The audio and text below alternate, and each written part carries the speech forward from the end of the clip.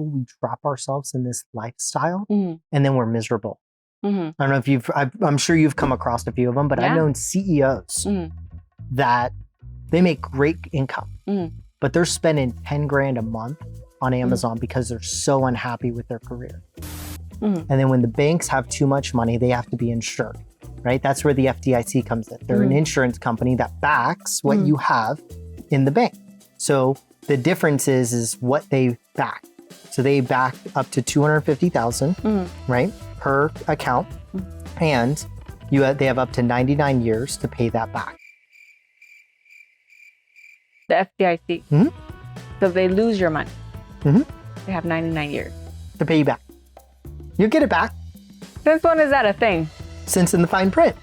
38% of Americans currently can't handle more than a $2,000 disaster happening, like an emergency. Hey guys, welcome to the Fit and Frugal podcast. I am your host, Tani Nguyen. You can find me on IG at TaniSource. So today I'm here with my friend Tanner, who's going to introduce himself. Go ahead, Tanner. Tanner Frigaard, born and raised in Vegas. I'm second generation here in Vegas. I've been in the financial space for going on 8.5 years now. Been working in this space because really I just wanted to start learning how to invest in and get myself in a better financial spot. And I ended up finding a lot of little tricks that not only helped me do that, but be able to help pass those on. You know, I've always been entrepreneur ever since I was a kid. Started my first little business at 8, making little rice heaters. I know, I had my own little sweat shop. What is that? It's uncooked rice inside a tube of fabric that I would scent with cinnamon. And with the cinnamon, it would make it smell like cinnamon rolls. Oh, chocolate. No, horchata. Yeah, close. Yeah, so cinnamon rolls. So it made it smell, the house really smell good, but it was a heat pack. So it was flexible. You could put it on your neck or, wherever you're hot, feet, hands, cold. Great for offices. So I was 8 years old. Now I make between $300 to $700 a month. Yeah. Just making those things out. And yeah. What was how did you come up with that idea as a kid? So my mom used to put uncooked rice in old socks and she would heat it up so hot that it would actually get burned. And so what I got tired of smelling every morning at 5 a.m. Was burned rice. So I just wanted to fix this for me.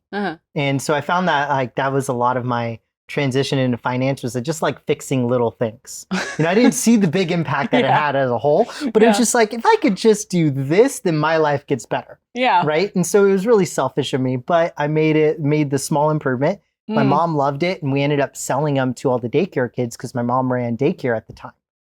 So you had me at rice because I'm Asian, but I'm still processing why you're carrying bags of rice with you. For work. Is it like impromptu cornhole? Kind of, kind of, yeah. Is it like that size?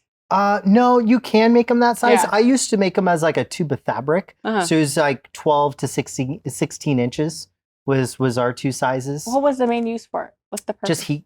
Heat. Yeah, so you're sitting there at your office in your desk and you're cold. I've never heard of this concept. Yeah. Also, women, what I found, I didn't know this, but I've had women come and tell me after, but they use them for their menstrual cycles as well. Oh. To help like reducing the cramping and everything else. So instead of a heat pad, they can just pop it in. Now, the nice trick is you can actually put it in the freezer for a little bit too. So you can do a little hot and a little cold. It was a great little business venture at 8. I love that we started this conversation with talking rice. about rice. I love it too. Cinnamon rice. Bitches love rice. Can't help what they love. Yeah. So tell me the inspiration behind your book, because I think that's the last conversation we left off at, right? Yeah. So we were talking, I really wanted to give people some tools that I didn't have that I kind of figured out along the path of helping more people by helping myself. And, as far as like, well, what's the best time to kind of go get a car? And what is credit? What is debit?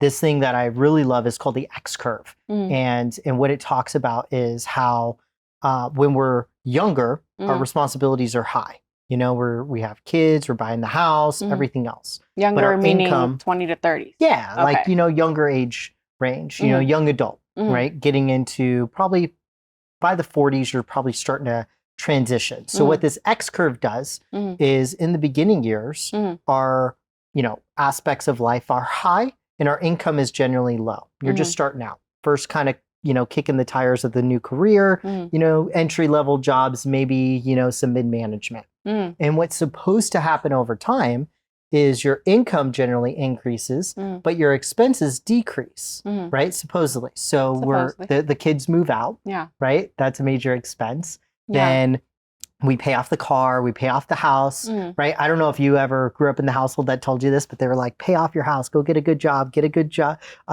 to school, get good grades, get a good job, and then, pay off your house. And when you live retired, then you'll live with less cost of living, and that always sounded appealing to me until I found out the tax code's still going to be the same. So depending on how much income you have and where you're pulling it determines what your actual income for retirement will be. Yeah, because I plan on having a higher income as I get older. Yes. Not having less expenses, not talking about lifestyle inflation, but just generally speaking, is that I aim to get higher and higher net worth as I age, not the other way around, to where I feel like people are more dependent on the social structure that's created around how money is looked at, right? Their perspective on who's going to take care of them at an older age. Is it their kids or is it the government? Yes. Right? So glad you brought that up. Yeah. Because that's what the X curve talks about. So what was supposed to happen is our our liabilities decrease and our income increases, right? So at the end, you have that life. Yeah. But what's happening now, and what you alluded to, was it's kind of these, instead of being an X, the lines are parallel. So your income and everything is staying usually low and your liabilities are staying high. And not because you're not making more money, but because they're calling us the sandwich generation, where our parents are usually moving back in with us while we're still taking care of our kids as well. Yeah. Right? And so what you're talking about, what you want to avoid, healthcare can be extremely expensive, especially the older and unhealthier we are. Yep. Right? So we start taking a look at, what is the long-term care or assisted living care facility cost? And the average cost here in Nevada is between $6,000 to $8,000 a month. So for those family members, our parents or grandparents that are getting older, do we have an extra $8,000 to $6,000 a month to just put them into a facility that we would like them to be in? Yeah, but what's funny is that I was at a conference last week, and this guy out of Texas, Low Buckman or something like that, he runs assisted livings, right? And memory care. And he says that statistically, the money that you're spending, they actually only spend 1 hour per day per client. Yep. So you're actually not really utilizing the fees that you're putting into these assisted living facilities anyways. Yeah. So your elderly are not really actually being taken care of. Correct. And I feel like, so where's that money going? It's because that's why I feel like there's a lot of investors that are going into the space thinking that it's a fast net cash flow, is because it's $6,000 to $8,000 per month per bed with an overhead of 1 hour of care, of actual care. So what's that all about? So a lot of it goes into the actual medication costs and any additional equipment that would be needed and any specialties. So depending on where they are quality of life wise, a lot of that's going to play in. Yeah, no, that's a scam. Right? Healthcare costs are increasing on average. I think it's 20% a year. It's insane. And by healthcare, you mean insurance costs or just costs of doctor visits? Yep. Just the cost as a whole. Yeah. At least that's what we're kind of seeing. Yeah. Because the way I kind of view my perspective on Big Pharma is it's a continuous cycle of a wheel almost, just to keep people sick.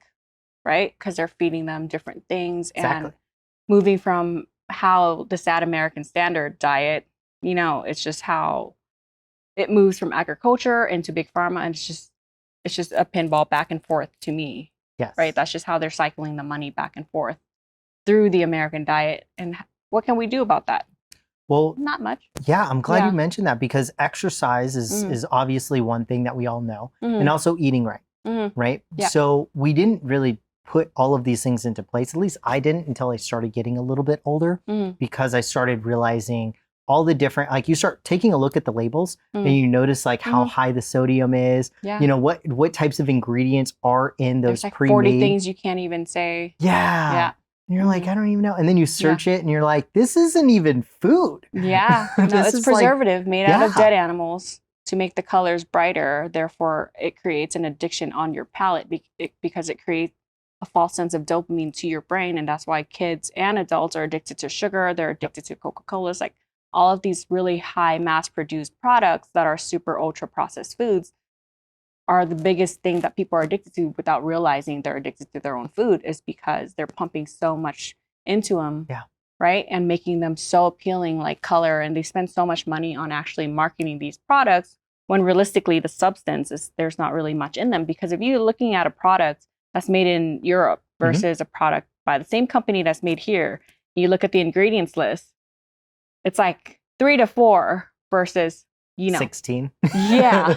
And half of them are preservatives and just chemicals that barely passes regulation by the FDA, which that's a different topic, but it doesn't take a lot. So even if it's saying like natural colorings or whatever, you don't know what that natural coloring is. It's because it's only 30%. I'm making this up. It's not a stat. Yeah.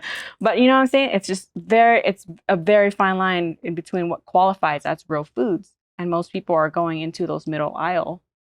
And that's the aisles I stay out of, because I shop the perimeter, right? Yeah. Because that's where the whole foods, the actual nutrients dense food that are unsexy, the grocery, like the produce and all of that stuff. So all the green bypasses. stuff? Yeah.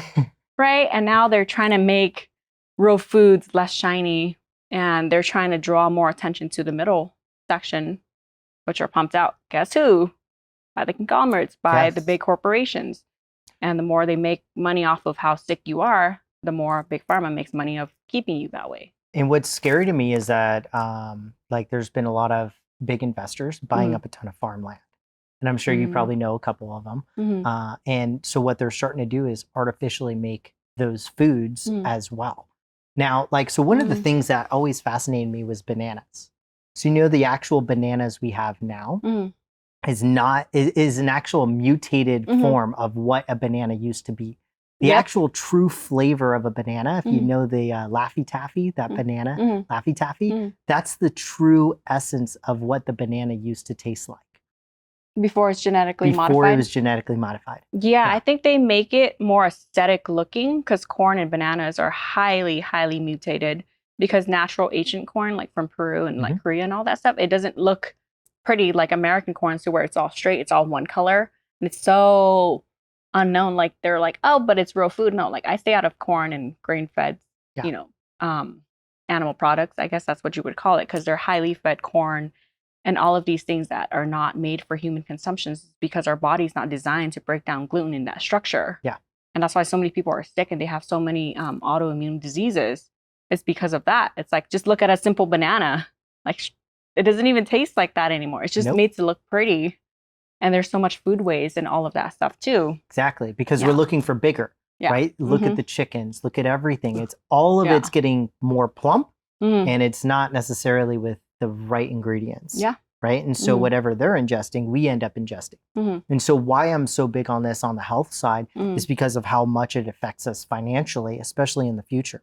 And that's where now, when we need the money, that's where a lot of times people are now stuck, because 38% of Americans currently can't handle more than a $2,000 disaster happening, like an emergency, without going to a credit card. And that's just keeping it in their You're talking about like their emergency fund, like they're sinking. Not even their emergency fund. Oh, like total. Yeah, if they had like all 4 tires blow out at the same time or need to replace something, they would have to go to a credit card to pay that cost.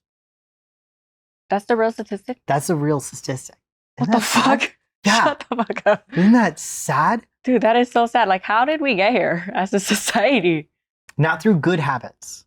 Yeah. But we know that, right? Because of all the sugar and all the fun activities aren't usually what are most appropriate for us health-wise. Yeah. Unless it's like a sports. But even then, look at all the injuries and everything else in the professional sports. All the brain damage, everything else. How do you cover that?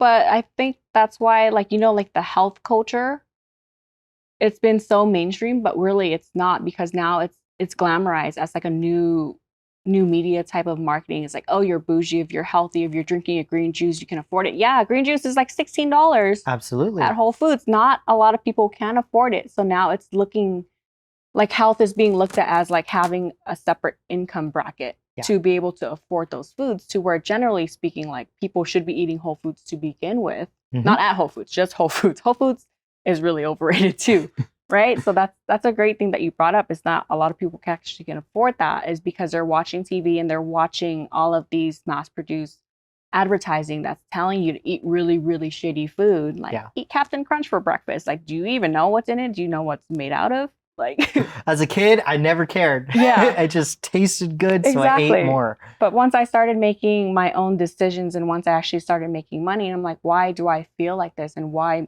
do I feel like shit, right? It's because we're putting all of these toxins in our body. Yeah. Household products even. And then we start wondering, well, with the chemical reaction, does that start, going more into depression, anxiety, like now we're taking counter medication to counter those feelings that are mostly being ingested in us, by us, by our choice. Yeah. So I feel like there's a lot of ways to look at financial habits and health habits, and how I wouldn't say it like should autocorrect each other, but at the same time, if you're making more money, why are you putting worse things in your body? Because wouldn't you think that to better your quality of life, you need to, one, of course, make more money to afford the kind of food that it takes for health, but it doesn't always have to be like that. Like you can actually eat really healthy, marginally speaking, for much less than what you're currently doing. Absolutely. Just the fast food, all of these Uber Eats, which most of it's like service fees and all of this stuff, and you're still poisoning your body.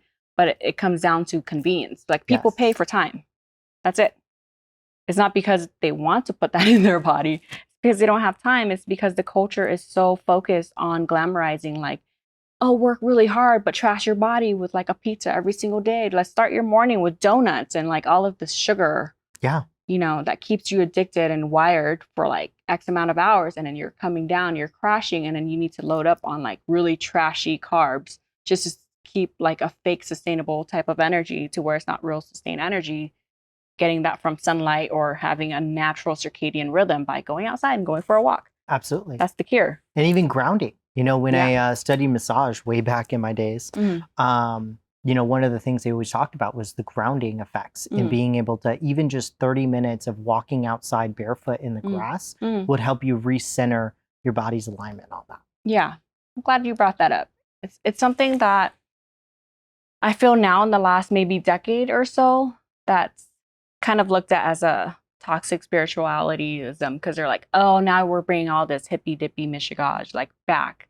But no, like that's just the way nature intended us, is to be outside, hang out, ground, breathe, not stare at a screen for like 16 hours a day, trash our bodies with like certain foods, come home and turn on the TV just to drown out whatever noise, you know what I'm saying? Like that comes from life dissatisfaction or lack of fulfillment, or lack of meaningful purpose or vision, because people don't even know what they're working for, but they know that they have to work is because they have bills, they have all of these expenses that are stacking on to their life. They don't know how they got there. It stems from health and financial habits too, right? Absolutely. Yeah. Was that your inspiration for writing this book? Those are some of the things you were suffering from? It was. So that was definitely part of it. The another part was just a lack of information, or now it seems like there's too much information, like it's information overload, and trying to find a simple place of like, hey, what are some of the just basics? What are some of the things that I can do to help reduce my debts? Or how can I pay off my car a little bit faster, but without having to pay more? And just like turning the script, if you would. Yeah. So like even utilizing potentially interest-only loans for houses, when you're purchasing things. And so there's just different perspectives depending on what the ultimate goal is. That's really why I wanted to write this book, was just to bring education as far as the way I interpreted it, and then give it to others. So then that way they can have that better quality of life. Yeah. And I feel like that's why we shared this platform too. It's because a lot of the things that I know now that I'm well educated in was the decisions that I didn't know how to make when I was younger. And I wasn't really driven by this type of mentality, right? My mindset was all off. I was hanging out with the wrong people. That was just after one thing, which is, money. They don't care about their health. The culture I was in was all about drinking drinking and making money, to summarize most of my 20s, right? Sounds a lot like Vegas. Yep. But I moved here and I got a lot healthier than where I was. That's so funny. That's funny, right? It's hilarious when people tell me that they moved to Vegas and they actually changed their habits in a better way than where they were. Yep. I have a friend of mine, he was actually from Alaska and did the same thing. So it was just so cool.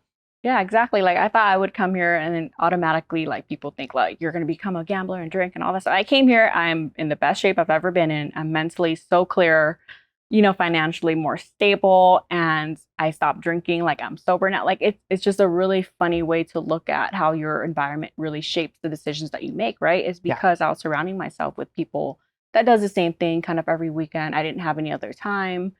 I was on that grind, which I don't know what I was grinding for, but that fake grind, right? Yep. Status, money, drinking.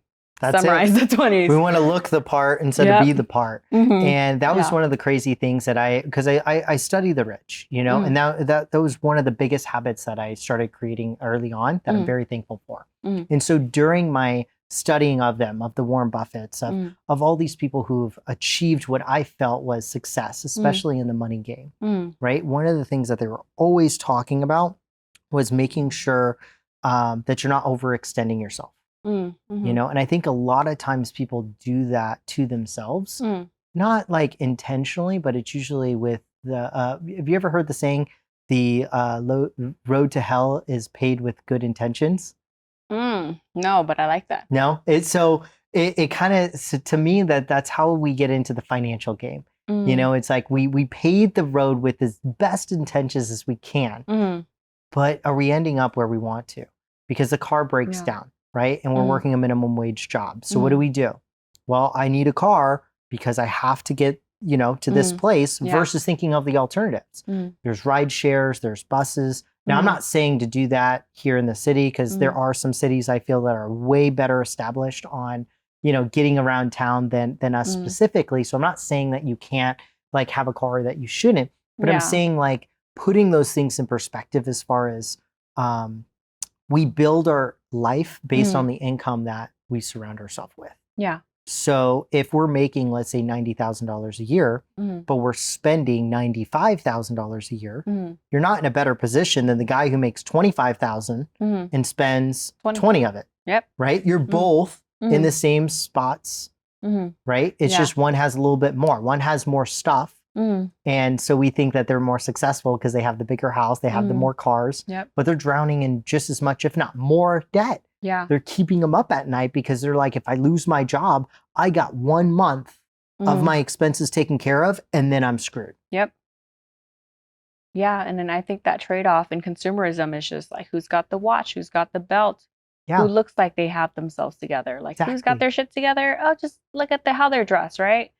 But a lot of the people that I'm grateful for in my life, I would like to call them, like, I would say minimal millionaires. Like, you would never be able to tell their high net worth. It's just they're very subtly dressed, don't have flashy things, don't even talk about money in that way to where they have to show that they have money.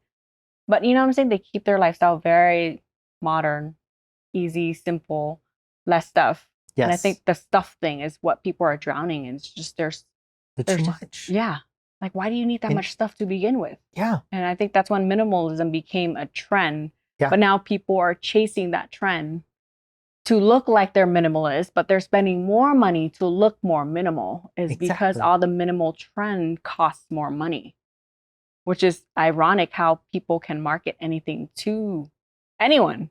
It's like, oh, do you want to look like a minimalist? Like, you should buy this product because one $80 shirt, will last you for whatever, but they're still spending $80 on a shirt. They do that 5 times. That's still $400. Exactly. What if we shopped at Ross instead of Lulu? Yeah. Now, I'm not saying that Lulu isn't great. I love their stuff. At the same time, when you can very easily dress how you would like on a budget. Yeah. I think that should be a different segment. It's like, here, I'm going to give you $100. Yeah.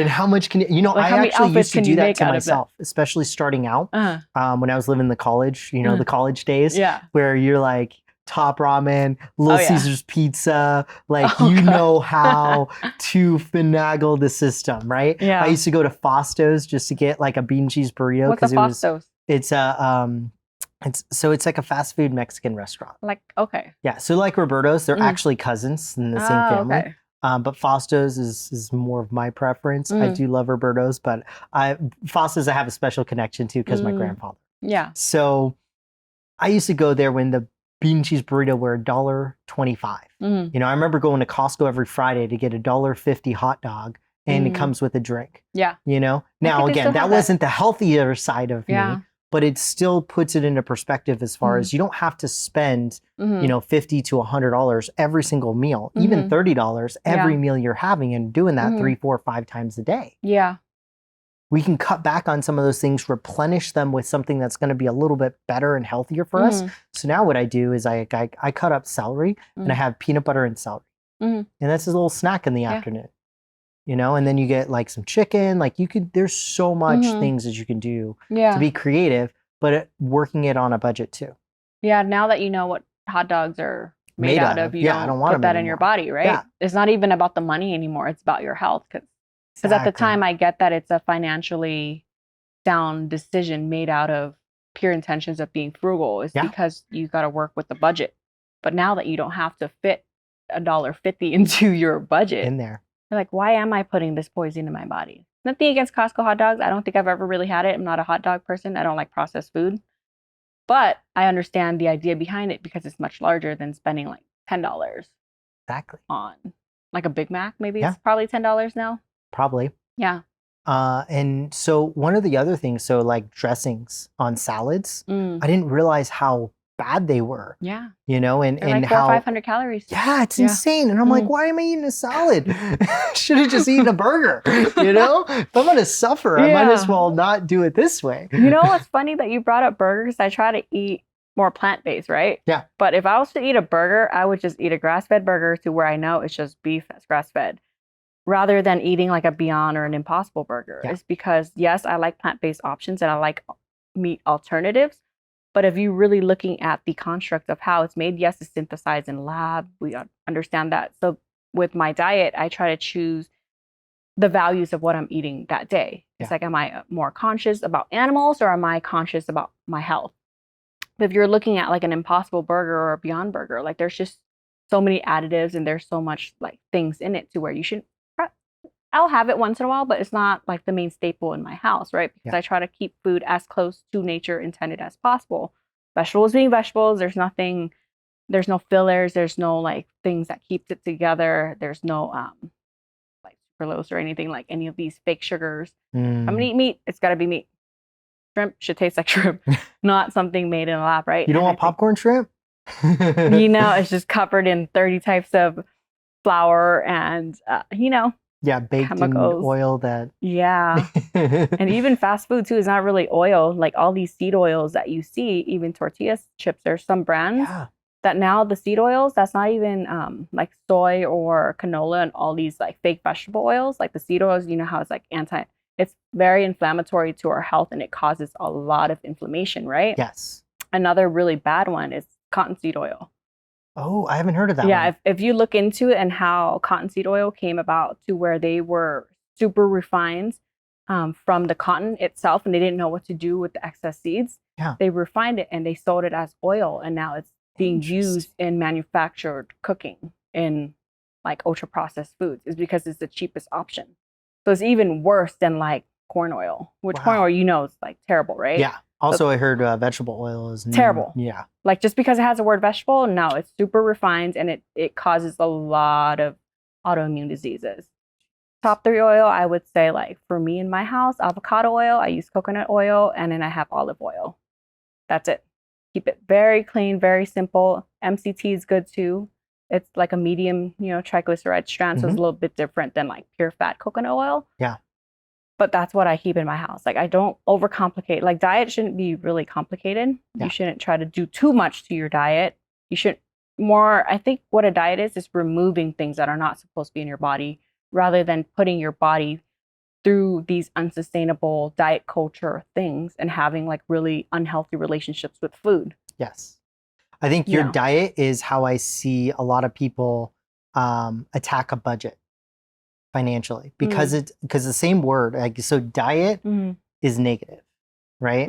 It has a negative context to it because people go, oh, I have to go without, right? I have to die without, right? Die it. Okay. Die without it, right? Yeah. And the same thing with the budget. They hear a budget and they go, oh, well, then that means I'm not going to be able to go have fun anymore. That means I won't be able to buy the things I want. Yeah. Well, I'm going to just do that later. Where really, this is why in the book I talk about, well, let's talk about managing a cash flow versus building a budget.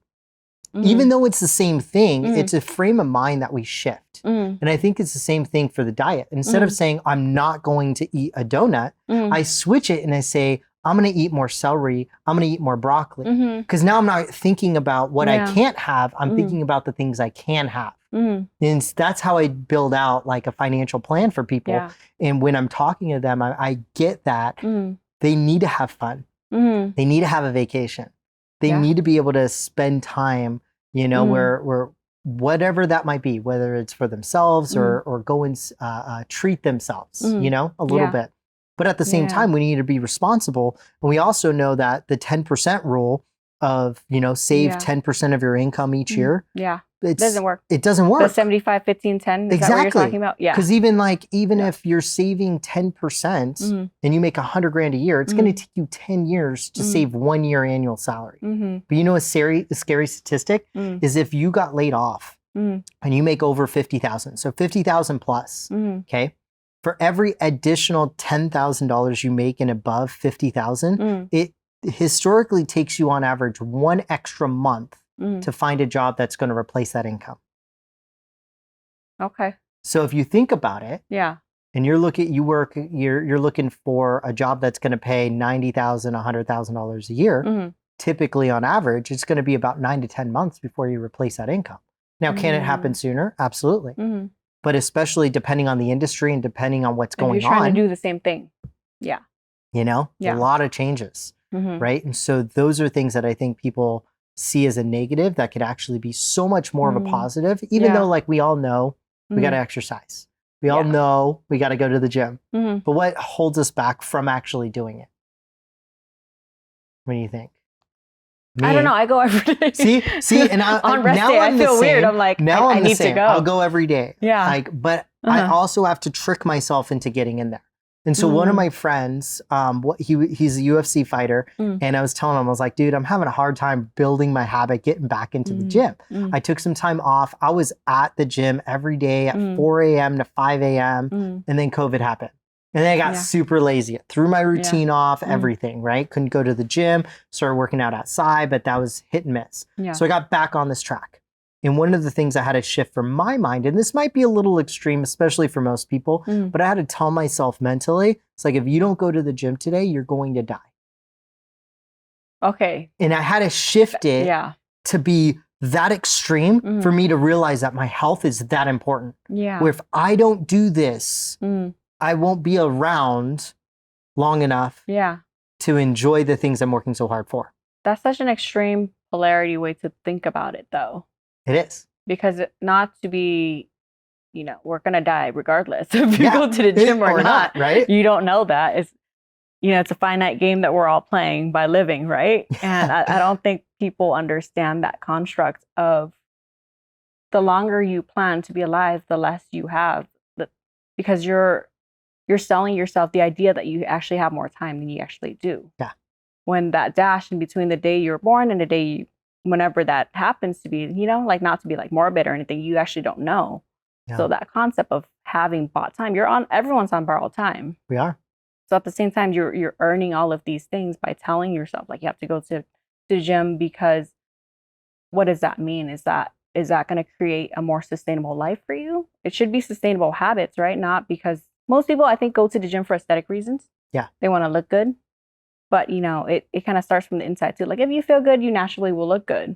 Because I feel like another way to look at it is there's a lot of, I don't know, I can't speak for like girls or guys, but there's a lot of people that seeks validation by posting on Instagram. But the more likes, the more they feel that they're more socially accepted. Like, damn, they look good. They've been working out. They want to show off their progress, right? Yep. But at the same time, like if you walk by a mirror and then you can't give yourself that like you're doing all of that work and for what? Like the only person that should really matter is you. Like if you walk by a mirror, it's like, damn, I look good. Like I feel great today. I think that's like the best validation, that we can give ourselves. Like we owe that to ourselves. But most people go to the gym is because they need others to validate themselves, Yes. Yeah.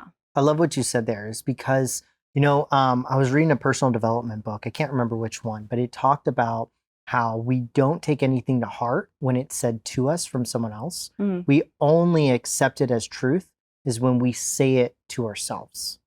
The process of internalizing it. Yes. Yeah. So to me, that's been a big motivation for me is because I've never really enjoyed how I looked. And so that's where now that's my biggest passion in trying to get as fit as I possibly can. Not for, yes, it's self-validation reasons, but I had this image of what I would look like in my head. And now I'm just like in the spot physically and ready, mentally to be like, I'm ready for that. Yeah. I'm ready you want to be in the that. best shape of your life. Exactly. Like you deserve it.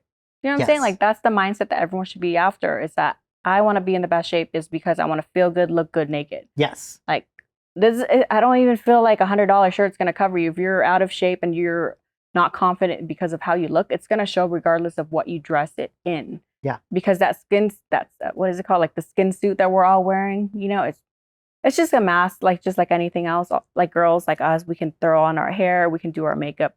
But real confidence really truly shows is how comfortable and how confident you can be in your own skin with or without makeup, with or without clothes. That's the social construct too, right? Yep. Yeah. So I think a lot of that lacks in this culture. It's not really acceptable to talk about.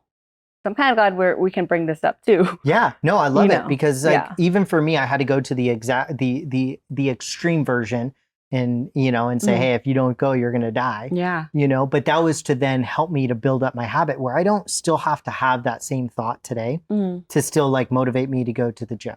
But it also took me several weeks of building up that habit of every single day getting back in there. Yeah. Where if I miss the morning, that means guess what? You're doing it at night. Yeah. So then what sacrifices are you going to make? And that just teaches you more about life too. Just like, going to school, if you choose not to do your homework and you show up to class the next day and it's due and you turn it in and it's blank, like you're not going to get a very good grade. Yeah. Then you have to come up with some lie why you can't do it. Absolutely. Like someone hit my dog or whatever. I actually had the excuse when I was working construction that my dog ate my check. And it literally happened. I had a black lab, still do. Her name is Jovi. Yeah. She tore up my check and I had to bring it to my boss and have him replace it. No way. Crazy. Super side story, but yeah. Yeah. It reminds me of that all the time. So one of the questions I asked myself in the book is, and this is a lot for parents, this section, and it's asking, if we were to put our finances on a report card and take a look at it, what grade would we have? And that's one of the questions I want them to kind of sit and we'll actually have like a little calculation where they can add it all in and see what their financial report card is. But the same thing is like if your kids were failing in school, how many semesters would you allow them to fail? Yeah. Before you start getting them back on track, before you start having to say, hey, we're going to have to sacrifice this over here to get this back on track. Right? And it could be time, it could be energy, it could be fun. At the same time, is it because you don't love your kids that you want them to do better in school? No. You're saying finances, do you mean like personal finance? Like the savings? Yep. How well do we have an emergency fund? Do we have a foundation? What are we spending money on? I think that's the most important thing. Exactly. What is our debt? What's our debt to income ratio? The wealth formula as a whole is money plus time, plus or minus a return of investment, so ROI, minus taxes equals wealth. So there's a lot of factors involved in there. But the main one is time. Yeah. So when are we going to get these things back on track? Because the longer we wait, the longer that compound effect is going to negatively affect us. Because the longer you sit in consumer debt, the higher the interest rate is going to get, and that's just going to compound over time. You're going to dig yourself into a deeper hole. But the sad truth is that the more people spend money, on consumer debt is the better the economy thrives because the banks make more money. But Exactly. people don't really understand the concept of how banks make money. Yes. That's a very interesting topic, right? Mm-hmm. And so that's where a lot of what I do to help people and educate them is to start placing their money where the banks actually place their money. Mm-hmm. Right. And so there's a couple different types of accounts that they use. Mm-hmm. But the banks, to go into the threshold of investing, right? The banks hold most of the assets. And then when the banks have too much money, they have to be insured, right? That's where the FDIC comes in. They're an insurance company that backs what you have in the bank. So the difference is what they back. So they back up to $250,000, right, per account. And they have up to 99 years to pay that back. The FDIC. So if they lose your money, they have 99 years to pay you back. You get it back. Since when is that a thing? Since in the fine print. Always been. Shut the fuck up. No way, dude. I'm going to call my banker today. Call him up. Say, hey, motherfucker, is this true? Yes. And that's the sad truth. Now, they are arguing on increasing that, especially with what's happening with a lot of the banks now and backing it into holding up to $1 million, but still the 99 year rule is still going to be the same, regardless, unless they put some changes into that they haven't shown me, and whatever it is. But when they have too many assets, they have to be insured by an insurance company. So those insurance companies are the second layer of protection. Do you know how much money the bank actually needs in reserves to lend? You ever looked that up? I'm one of those weird people that just likes to look at weird stuff. It's good that I have finance nerd friends, because it's not a normal Tuesday for me to Google this. No, but it's a normal Friday night for me to be like, I wonder. So I looked it up, and so it's 10%. So the bank needs 10%. So if you give the bank $1, can't talk, they will give you $10. They'll lend you.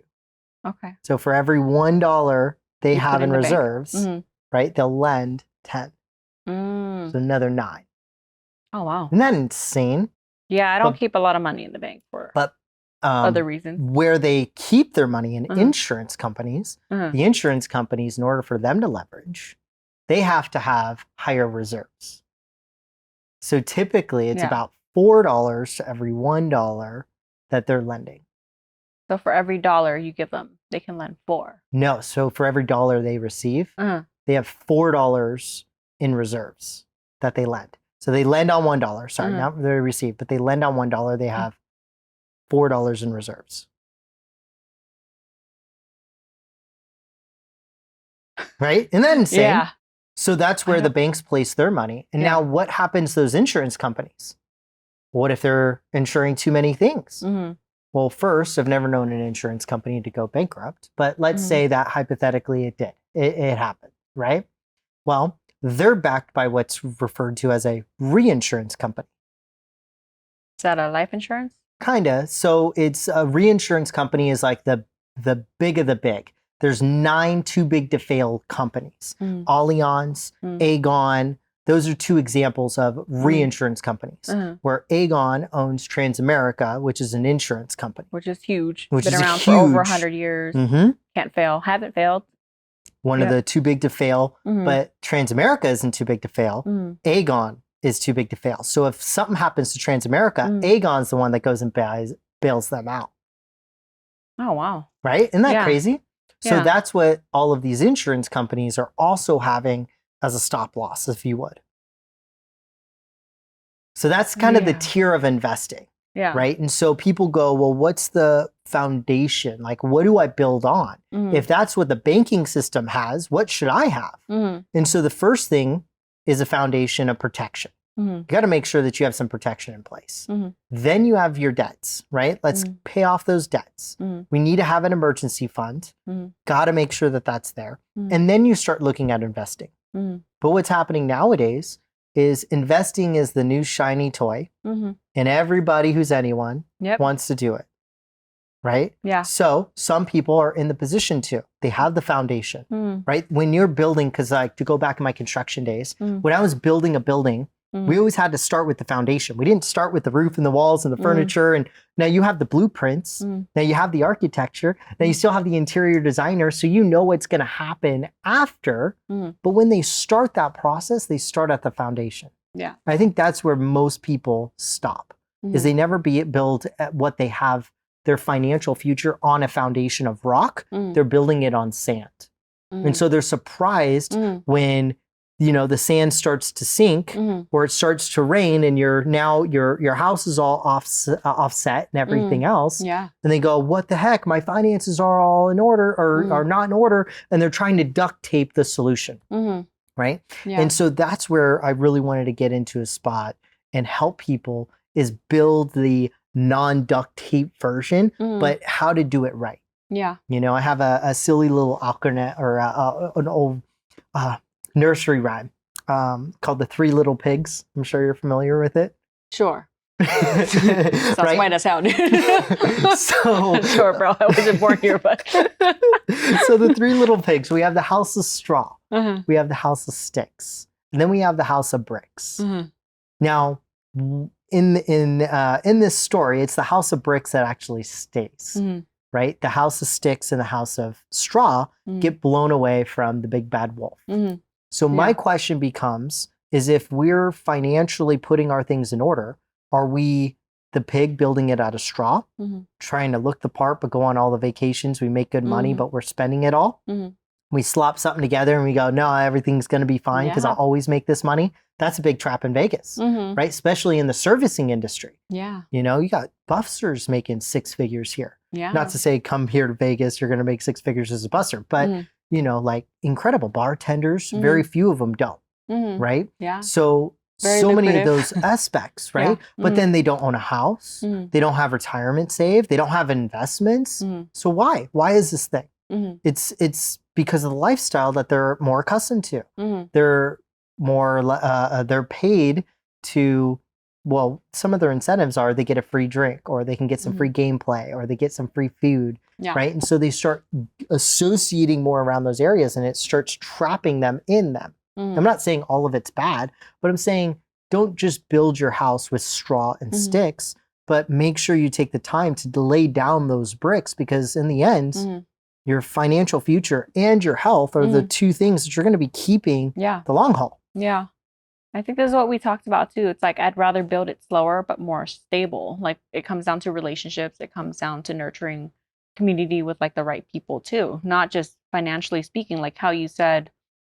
I like the part where you said, like, people, when they hear the word budget, it's always a lack of. It's because they can't do certain things. But another way to frame it that I really like is, most people, when they hear they have to do something that takes away their fun, if they really shift the mindset into you actually having more control over your money. And I just tell them, like, a budget is actually you telling your money what to do. Yeah.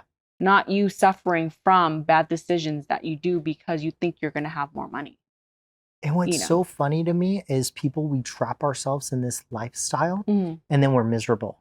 I don't know if I'm sure you've come across a few of them, but I've known CEOs that they make great income, but they're spending 10 grand a month on Amazon because they're so unhappy with their career, but they can't get out of it and they can't go anywhere else because they're living check to check, making $250,000 plus a year. Yeah. But in the end of the day, if we're not satisfied and we're not happy, that's what I love what Gary talks about. He's like, you know, it's not Gary V. It's like, it's not really about how much money you're making. It's how much you're keeping. But then also, like, are you happy? And what you do with that money too. Yeah. Yeah.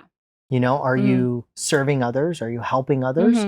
Or are you using it for yourself or, you know, your own desires? Or to mask the void that you have within you, like this pit, like this emptiness that most people slap a Band-Aid over with vacations and luxury items. And it's just, it looks good. You know, the social media culture, it's like a hit or miss. It's neither black or white, because you can never really tell how people are really living their life.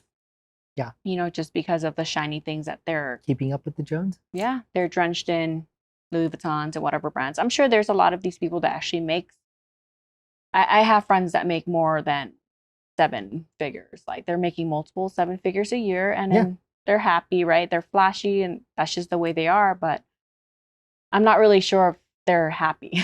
Like they're happy looking like they're making 7 figures. And they're like, oh, I have an 8, 9-figure net worth. Like everything is good. But, they're always talking about their relationship failing and like, hey, I'm not happy. Like I don't spend time with my kids. Like, I don't know if my wife's cheating on me. Can't tell. Is because it comes with a privileged mindset of I can do more because I have the power, because I have more money. Yes. But I don't know if there's a lack of fulfillment somewhere in between. The big one. That's a big one, right? I see that so often. And so many times, like when I'm sitting down with a married couple, what baffles my mind is they've never, not never, most of them have never communicated what their ideal retirement even looks like. Or what their lifestyle should look like. What it should, yeah. Yeah. Do they want a vacation home, or, do they want to travel a little bit more? Do they want to set something up for the grandkids? Do they want to go build a ranch and have all the family, shindings, and fly everyone out each year? Like, what does that look like for them? Right? Yep. Is it just go get an RV and just go travel? I think that's a hard conversation for people who recently started dating. And I think that's a conversation that needs to happen more, even though it's the most hard, awkward, uncomfortable conversations. Because even finances in general, even just as business, it's already hard to talk about because people don't want to put a number to anything. They don't want to be attached to like a 6-figure income or a 5-figure income, whatever that may look like. It's because they can't even bring it up. It's, if you're going to plan your life with this person, like this person should know your spending habits. This person should understand your psychology of money, like how you think about money, how you think about making money, how you think about earning money, saving money. How do you want your, like you said, your retirement to look like? And I don't think a retirement, it should be an age. It's never an age. It's always a number. Yep. And that's, I think the sexiest number to me is being able to retire at a certain amount, right? Yes. Like that's the sexiest number ever. It's like, hey, what does your retirement number look like and when?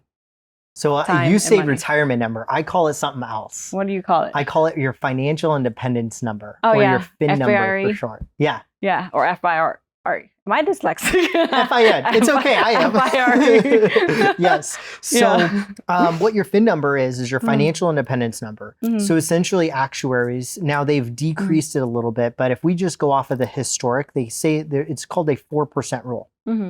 So they say you can safely pull 4% out of your principal of your account. And if you pull 4% or less, there's a 76% chance you will not run out of money during your retirement years. 76%. 76. Okay. Now, what happens if we pull 5%? We pull 5% or more. They say there's an 80% chance of you running out of money during your retirement years. Okay. So 1% makes a big difference. Yeah. But if we put it into perspective, let's say you had $1 million, right? You're pulling 4% out a year. That's $40,000 a year. Some people can't live off of that though. Exactly. They don't understand budget. They can spend that in a month, actually. I know people who spend that much a month. Of course. Yeah. Yeah. So do I. And at the same time, that's where we got to figure out what is that FIN number for them. What is that financial independence number? And so like a little trick of, what I talk about in the book, but one of the things that we go over is you take 4% and you divide it by your annual income or your desired annual income. And it's going to tell you what that FIN number is. So then you know exactly how much. Because if you needed 80 grand a year, well, then you need 2 million set aside because pulling 4% off of each one of those give you about 80 grand a year in income. Yeah, it's doable. Right? Yeah, depending on, I think that comes down to having a partner or not having a partner too. Exactly. Because if you're on dual income, it's a little bit different depending on that person's lifestyle. Absolutely. Yeah. And what if things change? What if we get something health-wise, or we get it? We have kids. Yeah. What if the kids has something? Yeah. Yeah. But what if we have a special kid? Special needs. Then there's additional costs. Yeah. Different things that special care, special things that are involved. All of these things. Some of them we can plan for. Some of them we can't. But most people just overlook. Yeah, because they always think that they're going to have that consistent income, whatever that may be, and they don't really plan for the contingents that actually happens with life, right? Like, what if you accidentally get pregnant? Now, someone up, you didn't plan for it. Nope. Now you got this. So I was reading somewhere that I think 18 years of raising a kid could be like almost $500,000 or something like that. Yeah. So it was by the time your kid reaches age 18, you've historically paid about $250,000, in some cases up to $1 million, depending on per kid, depending on like private, schooling and everything else. But that's just the basic necessities was the $250,000, which was food, clothing, like we're talking basic needs. Yeah. Yeah. Like no vacations, no. Now you can argue it and say, because I've heard other people do the argument, well, like 2 people can live on the same same cost as one. And okay, I can kind of see where some of that is as far as like housing. You share the house. Usually you're upgrading though, so you end up going from a smaller to then a bigger, which then increases that cost. Start having kids, and so it could work, it could not work out. It just really depends on your lifestyle. But that's where I know there's a lot of sacrifices that people make. Like I've seen, I don't know if you've seen some of the stories on the news where the couple over in New York that they've saved $500,000 because they're trying to buy their first house and they didn't want to get a loan. So what they did was they sacrificed having a car so that they could save that monthly car payment because, historically the, markets performed about 9.72% every 10 years. So if you're taking a look at that as a whole and you're investing even $400 or $500 a month, that can make into a huge difference. You're talking upwards of 7-figure difference over the course of 10 to 30 years, depending on when you started and depending on how the market's performed and everything else. I'm a little surprised that they save $500,000 just to pay it out in cash or what? Yep. Are they Asian? No, they weren't. I was super surprised. God. It was a white couple. That sounds like something Asians do. Is like, how can I buy this building in cash? Yes. Yeah. But that's also a lot of like the Dave Ramsey method, Don't get into debt. Don't buy anything. Don't have any of these extra riders on these policies. He has real estate investments. He does, but he has them all cash. Yeah. About a little over $700 million net worth now. Yeah. That's completely, he's bought everything cash. He's never gone into debt. Yeah. I admire that. But it's taken him a lot longer than what I've seen some other people be able to within that same allotted time. And I think there was one year he did like $1 million in philanthropy, right? Of giving back, doing charitable work and all that stuff too. I think that's a different level of wealth that we all want to get to. It's creating legacy wealth. But you also don't need to be there to still give back. Oh yeah, of course. Not $1 million. I know we talk a lot about that too. Like we do a lot of philanthropy work on the side too. And we're not pumping out an extra $1 million a year into charitable causes. Not yet. But it's still something. Not yet. That's the level we want to get to. Absolutely. Within the next few years. But that attaches your fulfillment and purpose to that goal. I'd rather make less money but feel better about my life, which is exactly where I'm at. Yeah. It's like, why are you going to have more money in your bank account and be miserable and like not want to wake up, And that's what's so funny to me about the culture with our society right now is like, especially on the dating side, like when I don't know if you've ever seen any of those clips of the women and they're asking, what type of guy do you want? And they're like, oh, I want him tall, dark, and handsome, and then I want him at $250,000 to $750,000 a year in income, or I want him to make $700,000 a week. Yeah. And it's just like some of it's reasonable and some of it might be unreasonable expectations for some of those things, but it's the culture of our mindset of what we've groomed this younger generation, especially with social media. Yeah. On the fake makers, right? Yeah. Where they just look the part, but then when things, like they're not actually financially stable. Exactly. Yeah, but I think a lot of that is also a double standard too, is because women want to be treated as equal. I'm not saying this just because I'm a woman, but I'm hearing these women expecting the men to have like a really high income because they want to be courted. They want to be treated in the traditionalist route, right? Absolutely. They want to be taken care of, which is a different method of looking at masculine energy and feminine energy and how that integrates into our societal expectations of one another. But they're not really making income either. But they don't want to be a housewife. No. They're like, no, I want to be seen as like a boss bitch and independent and all this stuff. But I want my man to make $1 million. It's like, how much do you make? No, like he's going to make $1 million, but you don't want to be a housewife. Like, how are you going to be a boss bitch? And, it's. Exactly. Yeah. There's no trade-off. Yeah. They want their cake and they want to eat it too. And I'm all for it. Yeah. But at the same time, it's like some of these things you got to set reasonable expectations on, Yeah. Not having such a weird double standards of Like, I don't want anybody that opens the door for me, but I want them making $500,000 a year and treat me right. Yeah. Like, I want them to pay all my bills, but like, I don't want to be seen as soft. But I don't want them going on any trips or doing any of the stuff without me. But at the same time, I want them to work so hard so that it's interesting. Yeah, that's why it's interesting that you do financial planning, like for couples too. Like, how do they bring that financial topic to mind? Like, hey, this is what I want my life to look like, right, in 10 years. Because how I look at my life is 1, 3, 5, 7, 10, the basic scale. I don't know if that's the X curve or whatever, but I look at my finances and my goals, like all of that kind of intertwining. It's like, this is where I want to be. How do I get there faster? It's as simple as that. Like, if I want to make this amount in 3 years, can I do it in 2? Can I do it in 1?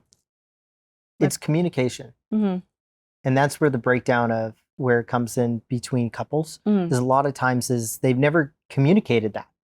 They've never had this conversation because it was just never really thought of. Yeah. It wasn't something our parents talked about, our grandparents talked about. Like, money isn't really something that people are like, here, let me help educate you on. Yeah. That's not like MLM or something else. Right? It's just like, hey, I got a cookie. Like, oh, know. But yeah, like, finance is one of the it's kind of a taboo thing that everybody gets the book to.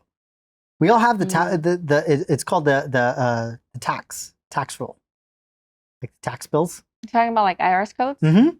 Yeah, I've seen that book. It's like it's like literally like this thick. I'm not saying to go spend your Saturday and enjoy reading it, but I'm saying there is a game on how the rich keep getting richer, and they build those laws to benefit them. Yeah. Right. And I'm not saying, but what they're not doing is they're not allowing. I mean, they're allowing everyone else to participate too. They just don't know it. They just don't know what they don't know. Yeah. And that's really what I loved about your passion when we first met was you just want to help people. Yeah. And you want to help everyone.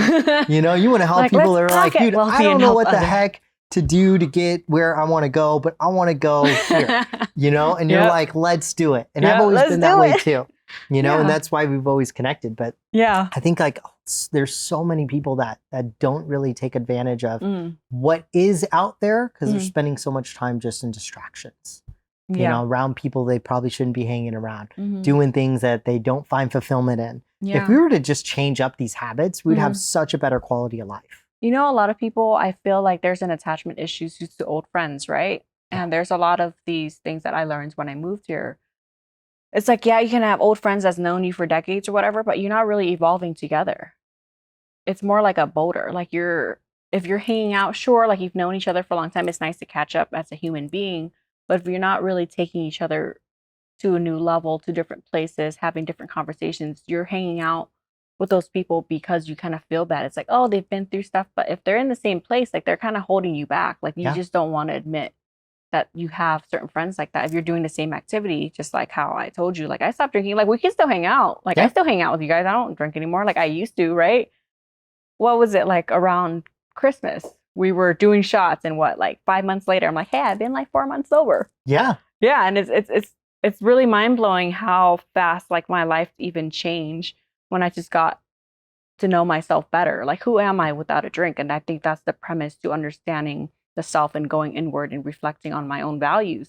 It's like, what am I truly bringing into my circle? Am I just fun because I'm always drinking, or am I actually a person of value that, it's being of service to my friends and like helping each other grow and like, hey, how can I help you today? How can I help you tomorrow? Yeah. Who do you need to get in touch with so that you can better your business and vice versa? And how do we get, more people to understand what it is that we're trying to do within our community, just by being better humans to each other. And that comes with me understanding my health. It's that once I took my health a lot more serious, that's like my number one priority. Not other people, it's actually me. It's like, if I'm not at my best, I don't think I'm producing at my best. I don't think I'm making clear decisions.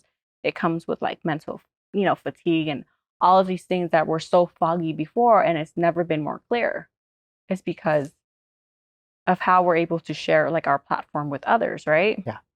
Yeah. So I think that's really powerful evolution in our 6 months. I love since the conversation, But friends have seasons in your life as well. So the question becomes is as you're transitioning into a new season, what do you have to, it's called spring cleaning, right? Love it. When do you have to spring clean your friends list? And I always get the joke on Facebook because they always talk about it. And they're like, oh, I'm cleaning off all my friends list. Like or comment on my post if you want to stay. Yeah. And like part of me just laughs. And then the other part's like, man, I'm glad that they're taking the initiative to kind of clean up some of the stuff that isn't serving them anymore. Yeah. And keeping the people who want to stay connected. Yeah. But allowing everyone else that opportunity to just go, be a leaf and fly. You know, what's funny is that when we were talking about friends doing the same activities, right? We didn't even realize we like certain hobbies is because we're always at networking events. We're always talking about real estate. We're always talking about finances and all that stuff. And I'm like, if you're really enjoying a hobby, for example, camping, you can find other friends. You don't have to do it with the same people who's going to not really do anything for your life. Absolutely. Like better people are going to come along as long as I call it life audits. You call it spring cleaning, which is probably a lot softer. My term's a little harsher. Life audits is. I do cash flow instead of budget, so I have to change all these terms. I think it's a little bit more positive. Mine, it's like very stringent, I guess that word, right? It's just an audit. Like where am I at financially, spiritually, emotionally, mentally, and physically? And that's the categories how I break down the pillars of my life. And it's like, are these people that I'm hanging out with benefiting me in any of these conversations? You know what I'm saying? Yes. Like if I'm trying to stop drinking, we can still hang out, but if you're forcing me to drink, I'm sorry. Like I don't think we're going to be seeing around, each other much. Or the only time we do see each other is when there's drinking being involved or we're going somewhere to do. I call them the lit friends. I don't have any of those anymore. But every time I noticed, I looked at some of my circle back in Orange County. Every time I hang out with them, I am shit-faced. And the next day I'm so unproductive. And like they don't care that I have big meetings. They don't really care about what it is. They only care about the present moment. They only care about having fun. It's a YOLO life. Yeah. They only care that you have to get trashed to prove that you're worthy, that you're still fun, that you can still drink. Because, back then they used to call me the tank. Like I grew up with frat boys. I drank a lot. Like, that was a badge of honor, right? Back then, before I realized I was just burnout, people pleasing, really manipulative behaviors that we condition ourselves to be these. I think more importantly, I asked myself, I'm like, do these people actually like me or do they like the curated version of me when I'm intoxicated? Yeah. Because that's not who I am. But inauthenticity is what people resonates with, is because it gives them the freedom and the permission to be their fake selves too. It's because everyone doesn't really hang out without their mask. They always have to be the socially acceptable version of themselves. And it's just so fake. It's all ego. It's all of these heavily masked things. And they can't have a real conversation without a drink. It's a tribe mentality. Tim Ferriss talks about this. He says that we're the tribe of mentors. If you've read that, I have the book. I got it for $3 at a Goodwill or a Salvation Army. I got you beat. I had a client buy one for me. I know. Yeah. Yes. I have it. It's like this thick. It's black and gold. It's so pretty. So good. Yeah. But he talks about how the tribe mentality and how back in the day, when, caveman times and all of those aspects, was if you were not like a hunter or gatherer, you didn't provide a value, they kicked you out. Oh. And when you got kicked out of society, that meant death. Yeah, because you can't survive. No one to take care of you. No one, you can't watch your back and sleep at the same time. Yeah. Right? So a wild animal could get to you, etc. So even though we're in a more civilized society now, that tribe mindset is still there. So when we find a clique of, a group of people that we initially click with, we feel that leaving them means death. So what we do, even though we know now it's not like that, it's but not the truth. Why is it so hard for us to cut off people that we know aren't serving us? I think that comes to like the primitive brain. Yeah. Right? The amygdala is all stress responses. It's where your trauma is stored. And a lot of people don't really understand that, is because I think another thing that has a negative connotation to it is therapy. You know what I'm saying? I'm not saying everyone needs therapy. I'm just saying everyone should go to therapy. I'm a fan of therapy. I think everybody should. I've gone to therapy in the past. Probably should go again. But, at the same time, like what it does is it's a lot of self-reflection. And it makes it so you can't escape the questions that you actually need to ask yourself. Like, who are you as a person? Yeah. What do you really want to be known for? You know, to go back into our morbid conversation, I actually wrote out my eulogy a couple years ago, and I backtracked it all the way to there. And I said, what do I want being said at my funeral? And then how do I backwards engineer that to make that my life? Yeah, like who do I want to be from this moment on? And how do I want to leave an impact on others? Yeah. Right? How do I want to be known? Yeah, like if I was to die tomorrow, like what is my last conversations with people like? Yeah. Yeah. Yeah. Damn, that's some dark shit. It is. And what was crazy was especially with what was happening, you know, today that I spoke a little about, like driving over here, that was what my thought was. It was like, what if I got to wake up tomorrow and I didn't get to hug my mom? Yeah. Like, wow. Going back into Gary Vee, he's like always talking about like, he's like, you want to shift your mindset? He's like, everything and everyone you love is gone. Die. Yep. It's like, now what? And you never know when your last conversation with them is. I learned that the hard way. Sometimes like you kind of look back and you're like, I wish I would have said this. And it puts me into a different place of having like more gratitude into my life about the people that's actually in my life, that actually cares about me, that wants better for me. Even though they're not in my life, you know, physically, but they're doing a lot less damage than the people that were in my life with their physical presence. But I don't think mentally we were on the same wavelength of where we needed to be as human beings, you know? And it comes down to evolution, the spring cleaning, all of the things of having the right conversation with your friends and understanding what serves you and what doesn't. Because that's a really hard conversation too. I think the hardest honesty comes from actually being honest with yourself. And most people live in a lie of this delusion of like, no, my friends are good for me. They mean well. I'm like, when's the last time you talked to them? But it's not just friends. Sometimes it's family. It's family. Family is like the worst. I had to cut my family out when I was starting my business for years. Yep. Because I just couldn't mentally handle it. Yeah.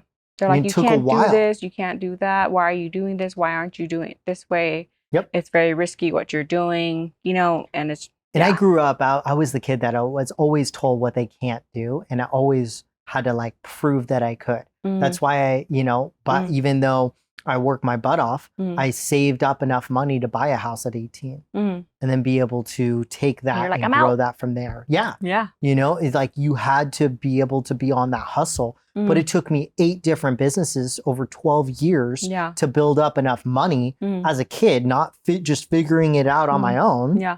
Right? Because I was before YouTube was the thing and all that stuff, right? We didn't have this library that we do now where you can just learn through others' experiences. It was trial and error. Yeah. Right? But now being able to have that adjustment, oh, so beautiful. Yeah. But yeah, knowing who to X out, know who to add in just as importantly. Yeah. And it doesn't necessarily mean that they have to physically be in your life, but it could be the people you're listening to, the meetings you attend, and the books you read. Those are the 3 things that are most important. Yep. Like you'd have a mentor that's a book. You could have a mentor that's a person. Lewis House every day in my ears. Exactly.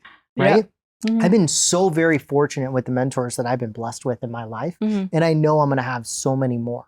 Yeah. But I'm always asking questions. I'm always trying to be around and trying to figure out, well, what do they know that could help me get to that next level? But even though I'm always thinking that, I'm also thinking, what value can I bring into their life? Because why do they want me around if I'm not going to bring any value?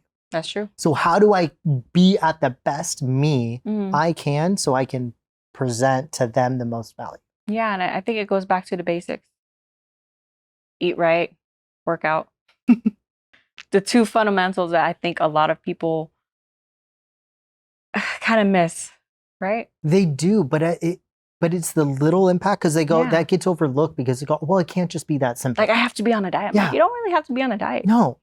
You have to build your life a little differently than you are now. Instead of eating hot Cheetos at 8 a.m., eat a banana. Maybe. It's genetic modified as hell, but eat a banana. Right? I love it. Yeah. Wow. Yeah. No, I can't wait to read your book. Like, I'm excited. How big are you aiming it to be? Like 100 150 pages? I'm thinking right around there for right now. Yeah. I'm just right now just info dumping it all that I've been able to acquire over these past few years and just putting it all in a easy to understand format, because I think that's the most important part for people is like finance doesn't have to be difficult, even though we can get into alphas and betas of what things are. That'll be in probably the next book. Yeah. But for this one, the intention is how do I just get back on track and how do I achieve what I want? Yeah. I think for me, the first step to unfucking your finances and unfucking your life is basically just simplifying what your life needs to look like in that season that you're in. Because a lot of people overcomplicate. I need to make all of these big choices. I'm like, you really don't. You just have to go back to basics. Where am I fucking up? What pillar of life am I lacking? Yeah. And start there. Start small and start today. I think that's the best advice that I've been given to myself, is because I tried to do too many things at once and all of it was falling apart. Like you said, the sand, right? Yep. I was trying to build on sand. I'm like, I'm fine. Everything's good. And then one day the house looks beautiful. It looks good. It looks amazing on the outside. And one day it just collapsed, right? Yeah. And then once you go through that existential, mental, emotional, pitfall of who you are as a human being, you're like, holy shit. Exactly. Yeah.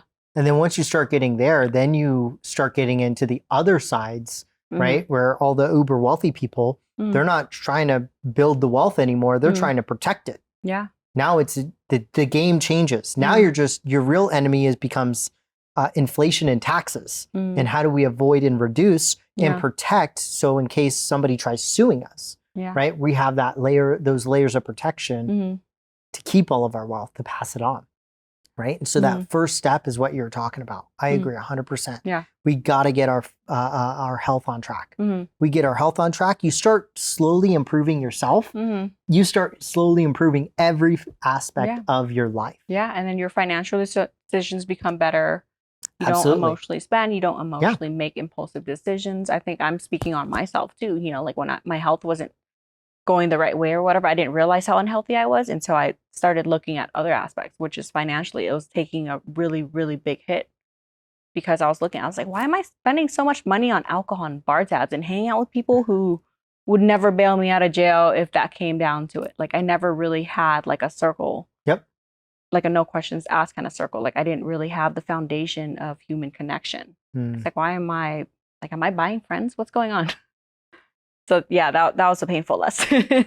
There's a lot of painful lessons we got to learn. But the nice thing is you're still way young enough to have learned them and to be able to help pass on that information to others. Now I'm glad we're able to connect today and kind of share this platform to bring that knowledge out. Because I wish I talked to people like us when I was younger, maybe 10 years ago when I started making really bad decisions in my life. Because it compounded to a decade of where, it's the beginning of my 30s of how it started falling apart. And now I'm back on track. I'm like, okay, I feel amazing. Yeah. So thanks for your time today. I just want to acknowledge you for being here. Oh, thank you. And, I want to actually put this on camera that I want to be the first to get a signed book. Yes, absolutely. Dibs. We're going to make that happen. There's proof. There's proof. It's happening. I'll have a little Tawny quote right from there. Thank you. Before it gets published. Thank you. Like the first step. It's here. Yes. All right. Thanks for tuning into the Fit and Frugal podcast. You can find Tanner in the links below. My name's Tawny Nguyen, and you can find me on IG at Tawnysaurus. Bye.